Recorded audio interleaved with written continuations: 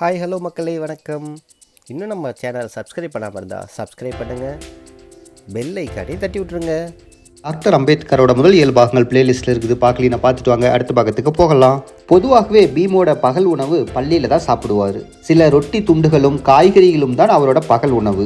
கோட்டை பகுதிக்கு வேலைக்கு போகும் அவருடைய குடிசை பகுதியில் ஆள் ஒருவர் தான் பள்ளிக்கு பீமின் பகல் உணவை கொண்டு வந்து தருவார். தொழிலாளர் குடியிருப்பில் வாழ்ந்ததால் பீம் தொழிலாளர்களின் துன்பங்களை நன்கறிந்திருந்தார். தொழிற்சாலையில் பணிபுரியும் அவருடைய உறவினர்கள் சில பேருக்கு சில வேளையில பீம் உணவு எடுத்து செல்வார். அப்போது தொழிற்சாலையில் உள்ள தொழிலாளர் நிலையை நேரில் கண்டார். பள்ளி மாணவன் என்ற முறையில் பீமுக்கு மகிழ்ச்சியான பொழுதுபோக்குகள் அமைந்தன. அப்போது கிரிக்கெட், கால்பந்து முதலியவை விளையாடினார். இந்த விளையாட்டுகளில் இவர்தான் இக்குழுக்களுக்கு அடிக்கடி தலைவராக இருந்தார். விளையாட்டில் ஏற்பட்ட தோல்விகள் பெரும்பாலும் கைகலப்பில் தான் முடிந்தன. இவ்வாறு 3 ஆண்டுகள் கழிந்தன. பள்ளியில் தன் பாடங்களை படிப்பதிலும் நல்ல முன்னேற்றம் அடைந்திருந்தார். உழைத்து நன்கு படித்ததாலும் திறமையாக தேர்வுகளை எழுதும் ஆற்றலினாலும் ஒவ்வொரு ஆண்டும் தேர்ச்சி பெற்று வந்தார். ஆயினும் மனம் புண்படியான நிகழ்ச்சிகள் பள்ளி வாழ்க்கையில் தொடர்ந்தன. வாழ்நாள் முழுவதும் வெறுப்புடன் நினைக்கும்படியான நிகழ்ச்சி ஒன்று நடந்தது. 2வது மொழி பாடமாக சமஸ்கிருதத்தை பீமும் அவருடைய அண்ணனும் எடுத்து படித்திட அனுமதிக்கப்படவில்லை. சூத்திரர்களும் தீண்டப்படாதவர்களுமான ஆதி சூத்திரர்களும் படிக்கவோ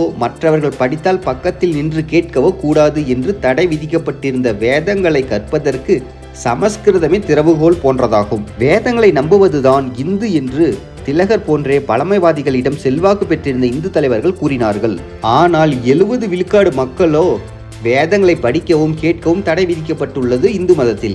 ஆயினும் வேறு மதங்களைச் சேர்ந்த வெளிநாட்டினர் வேதங்களை பற்றி எழுதியுள்ள ஆய்வு கட்டுரைகள் இதே இந்து தலைவர்கள் தான் நயம் பாராட்டியும் மெய்ப்பாட்டு அசைவுகளுடனும் படித்து பாராட்டுகின்றனர். பீமும் அவருடைய அண்ணனும் சமஸ்கிருதத்தை கற்க முடியாமல் ஒதுக்கப்பட்டனர். இதே போன்று சமஸ்கிருதத்தை பாடமாக படிக்க முடியாமல் பாப்பன ஆசிரியர்கள் டாக்டர் எம்.ஆர். ஜெயகரை தடுத்தனர். பீம் அவர் விருப்பத்துக்கு மாறாக பெர்சியன் மொழியை எடுத்து படிக்க நேர்ந்தது. இந்து மதத்தை காப்பவர்கள் என்பவர்களால் இந்த 2 மாணவர்களின் தொண்டையில் அவர்கள் விருப்பத்திற்கு மாறாக மற்றொரு நஞ்சு மாத்திரை திணிக்கப்பட்டது. இந்த இந்து மத காப்பாளர்கள் இவர்களுடைய இந்து மத வெறியை மற்ற மொழிகளில் ஆதிக்க சக்திகளிடம் இதே தன்மையில் காட்டியிருந்தால் நமது சொந்த மண்ணிலேயே அவமானப்படும்படியாக நேர்ந்த நிலையை தவிர்த்திருக்கலாம். பின்னாளில் அம்பேத்கர் தனது சொந்த முயற்சியினாலும் பண்டிதர்களின் துணை கொண்டும் சமஸ்கிருதத்தை கற்றார். இதில் புலமை பெற்றார். சமஸ்கிருதத்துக்கு பெர்சியன் மொழி ஈடாகாது என்று அம்பேத்கர் கருதினார். சமஸ்கிருதம் காவியங்களின் புதையல். அரசியலுக்கு, தத்துவத்துக்கு, இலக்கியத்துக்கு இது ஒரு தொட்டில். நாடகங்களுக்கு, தர்க்க இயலுக்கு, திறனாய்வுக்கு இது ஒரு வீடு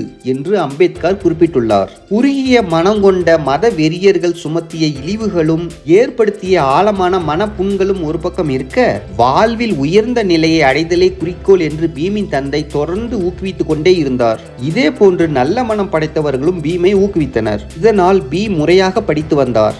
1907ஆம் ஆண்டு எல்பின்ஸ்டன் உயர்நிலைப் பள்ளியில் மெட்ரிகுலேஷன் தேர்வில் தேர்ச்சி பெற்றார். இதற்கு சிறிது காலத்திற்கு முன்பே பண நெருக்கடி காரணமாக தன் மூத்த மகன் ஆனந்தராவை பள்ளியில் இருந்து நிறுத்திவிட்டார். இவரை வேலையில் சேர்த்து இந்த வருமானத்தையும் துணையாக கொண்டு பீமை உயர்கல்வி கற்க செய்வது என்று முடிவு செய்திருந்தார். பீம் மொத்தம் 750 மதிப்பெண்களுக்கு 282 மதிப்பெண்கள் பெற்றிருந்தார். பெர்சியன் மொழி பாடத்தில் தான் அதிக மதிப்பெண் எடுத்திருந்தார். பீம் பெற்றிருந்த மதிப்பெண் சராசரியானதுதான். நம் வாழ்நாளில் பெரும் தலைவர்களாக உருவானவர்கள் கல்வி பயின்ற காலத்தில் பாட நூல்களை படிப்பதை விட மற்ற நூல்களை படிப்பதிலேயே அதிக நாட்டம் கொண்டிருந்ததால் சராசரி மதிப்பெண்கள் தான் பெற்றனர்.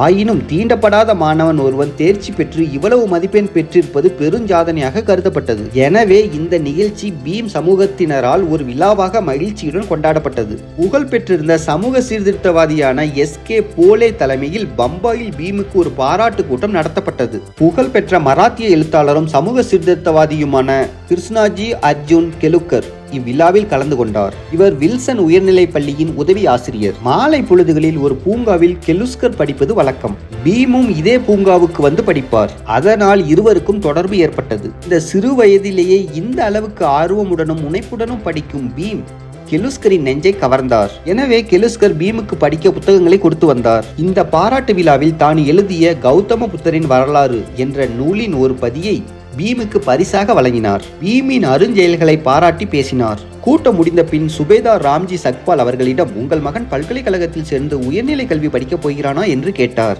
தனக்கு உள்ள இயலாமைகள் தடையாக இருந்த போதிலும் எப்படியும் மேற்கொண்டு பீமை படிக்க வைப்பது என்று முடிவு செய்திருப்பதாக பீமின் தந்தை கூறினார். மெட்ரிகுலேஷன் தேர்வில் வெற்றி பெற்ற சில நாட்களிலேயே பீமுவுக்கு திருமணம் நடந்தது. அந்நாட்களில் குழந்தை திருமணமே வழக்கமாய் இருந்தது.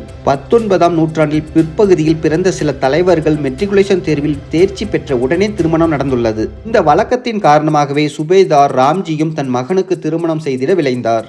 தந்தையின் விருப்பத்தை மறுக்க இயலாமல் பீம் திருமணத்திற்கு இசைந்தார். தன் மகன் திருமணம் பற்றி பல நாட்களாக ராம்ஜி சக்பால் எண்ணிக்கொண்டிருந்ததால் சில பெண்களை பார்த்து வேண்டாம் என்று ஒதுக்கிவிட்டார்.